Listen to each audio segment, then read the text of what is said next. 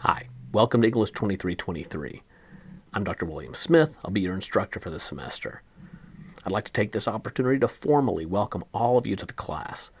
I think it's a really interesting class. It's one of my favorite classes to teach, in fact, and I hope that you enjoy it as well. I also want to spend a few minutes going over how the course works. I'm guessing many of you have taken online courses before, maybe even online courses at Weatherford College, so you may feel familiar with the idea of an online class. But this class may be structured a little differently than what you're used to. Like all classes at Weatherford College, we'll be using the Canvas course platform. And when you first go to the Canvas homepage for our class, again, it may look a little different. The homepage just contains 8 icons that will take you to the various units of this class. And the units are called modules. If you haven't used modules before, you need to get familiar with them because that's the basis for organization for this entire class. Each unit of the class will last between 1 week and 3 weeks, and we'll be studying a particular either author or work, or in some cases a group of authors or group of works during that unit. You can see there are 7 modules throughout the course. So we have the general course documents button and then the buttons for each of the individual modules. And you can get to those modules by clicking on the button for the module. You can also get to the modules by going to the module menu on the left-hand side of the page. When you go to the modules, you'll see all the 7 modules that we'll be working through this semester in order.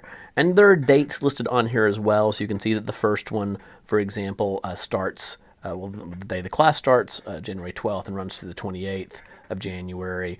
The next one will begin on the 29th and run through the 18th of February, etc. Within each module, you'll see there's quite a few pages. The modules, again, vary in length somewhat, but there's generally going to be a number of pages and assignments throughout the module.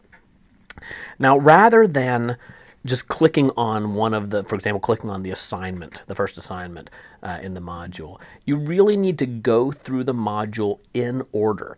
In fact, you'll see up on the right-hand side here that it says you need to complete all items for this module to complete the module. And that means you need to view every page. And the pages really go in order. So the first page of the module is the one at the top. And if you click on it, it will give you an introduction to that module. It will tell you when some of the assignments are due. It'll talk a little bit about what we're going to be studying. And then at the bottom of that page, you'll see a next button. And the next button will take you to the next page in the module. And if you'll go through the module assignments in order, that's going to be much easier. You're going to have a much easier time staying on top of things, not losing track of particular things you need to be doing. Obviously, the assignments assume that you've read the pages before those, the assignment, and so you'll need to be familiar with that material to do well on the assignment, etc. By the way, if you use the Canvas app on your phone, the homepage, you won't get to the homepage when you first go to the course. You can still click on Home on the app, but you can also click on the Modules button on the Canvas app, and it'll take you directly into the Modules menu. Now you can see a list of all the assignments in the course by going to the Assignments menu, and that's useful, of course. I just don't think that's the best way to work through the assignments. But you can see here the different assignments that we have. You can list them by date, as it is here, or you can list them by type, which is the way that I normally think of the assignments. The assignments in the class fall into different categories. So there are what I call module assignments. These are relatively minor assignments that show up in each module. I say relatively minor. I don't want you to get the wrong idea. Some of these assignments are short papers. Some of them are quizzes. Some of them are assignments that might take you some time.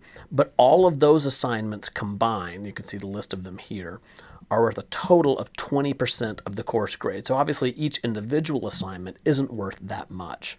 You can also see that the different assignments are worth different point amounts. Generally speaking, the short essay assignments in this category, the response essays for modules 1 to 5 and 6, looks like, are all worth 20 points. All the other assignments are worth 10 points. So some of the assignments in that category are worth a little more than some of the other assignments, is my point. We also have a midterm and a final exam. This is important, by the way. I mentioned it several places in the introductory materials to the course, but please remember that the midterm and final exam for this class must be taken in person. They are not online exams. You'll have to either come to Weatherford College to take the exam or make arrangements with me to take the exam at another college or university testing center. And then we have two major papers, one due right around midterm and one due at the end of the semester. And you can click on those assignments for more information about them if you'd like. And then discussion in the class is an important component. We're going to talk a lot more about discussion as we go forward. It's worth 10% of the grade as well. So that gives you an idea of how the assignments in the class are broken down. And actually, I do want to talk about discussion just a little bit right now. As I said a second ago, discussion is a really important component in this class. To me, the main problem, the main drawback with online classes is that it's really hard to get the kind of interaction that makes a classroom setting so meaningful. My literature classes, when I teach them in person, are almost entirely discussion-based. I really don't lecture much in a literature class at all. Rather, the students and I talk about the things that we've read. It's a lot harder to do that, obviously, in an online class setting. But I try to make discussion as much a part of this class as possible. And the first way I do that is by having discussion forum posts in every module that we'll go through this semester. So no matter what we're talking about in the module, there will be at least one, sometimes two, different forums to discuss ideas that I think are interesting. Where I'll post either a question or a comment or a point that I think is worth talking about and ask you guys to chime in. Those discussions are not individually graded. In other words, I don't give you a grade on each discussion post. I think that's kind of silly. I don't do that in a face-to-face class, obviously. But I do give an overall grade for participation in discussion. And so discussion is a required component. In other words, you have to participate in the discussions. Maybe not every single discussion. Maybe in one module you might be more interested and you contribute several times. In the next module, maybe you're not as interested and you don't contribute as much. And that's okay. The point is that the discussion should be a way for you to engage with the material that we're reading, and especially to engage with other people in the class. I really don't want you to think of discussion as a way for you to answer questions that I pose, but rather a way for you guys to talk about ideas and techniques and other aspects of the works that we're studying. I'll sometimes ask a question as a way to get that discussion started, but they are meant to be open form. In other words, they're meant to be open to whatever you think is worth talking about. I do also want you to take some initiative to create discussion in the class. And so one way to get extra points on your discussion forum grade is by posting your own discussions.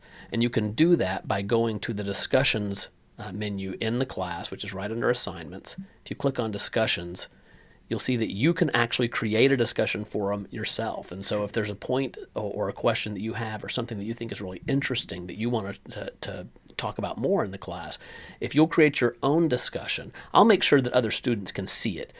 You create your own discussion, and I'll bring it into the class, and that way you'll get credit for initiating discussion rather than just responding to discussion. As I said, we'll talk more about the specifics of how discussion works in the class as we move forward, but for now, I certainly want to emphasize how important I think discussion is in the class. And if you want to think about it practically, discussion is worth 10% of the overall course grade. All of those module assignments, you remember the long list of module assignments, we'll look at it again. Here's all these different module assignments. All of those put together are only worth 20%. So obviously, discussion I really do put a high value on. So I want you to take it seriously as well.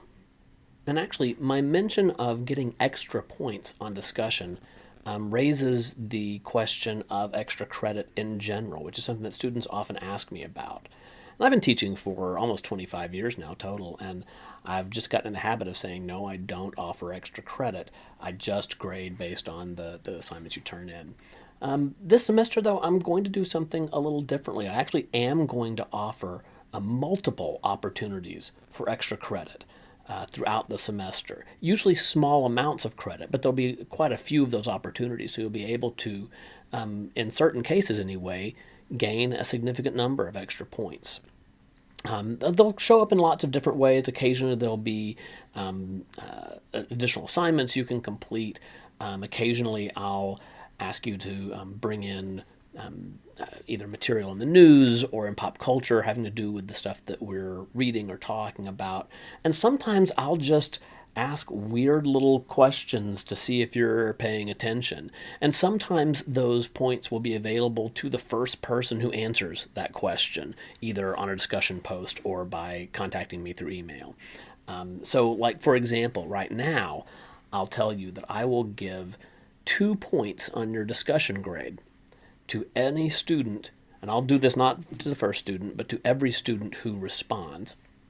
Any student who responds to this with an email directly to me, my email address is wsmith@wc.edu, or you can send me a message directly through Canvas, in which you identify the book that I'm reading right now, which is The Underground Railroad by Colson Whitehead. There'll be questions like that throughout the semester.